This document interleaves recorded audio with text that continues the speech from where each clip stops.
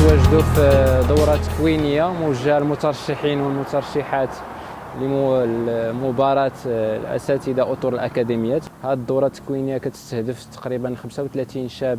وشابة من إقليم الحاجب، وكتهدف أنها تمكن المشاركين والمشاركات من ما هو بيداغوجي وديداكتيكي الخاص بالسيكل الابتدائي،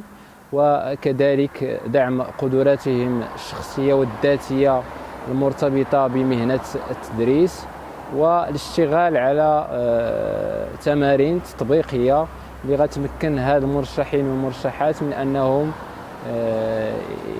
يستعدوا لهذه المباراة بما يكفي من المعلومات، وكذلك من المجال المعرفي الخاص بالتربية والتكوين. يتم تنفيذ هذه الدورة التكوينية في إطار تفعيل محور تحسين قابلية التشغيل اللي هو أحد البرنامج الثالث للمبادرة الوطنية التنمية البشرية في المرحلة الثالثة، وكيأثرها أساتذة متخصصين في المجال خاصة في اللغة العربية والرياضيات والفرنسية. اليوم فقط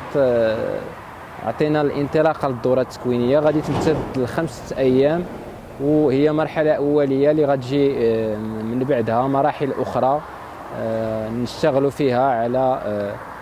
ما هو مستجدات في التربية والتكوين، وكذلك المستجدات ديال تنظيم هذه المباراة.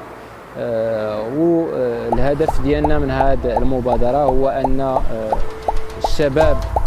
في الإقليم ديال الحاج تكون عندهم نفس الفرص كباقي الشباب في باقي الأقاليم للولوج لمختلف فرص الشغل سواء بالقطاع العام أو القطاع الخاص.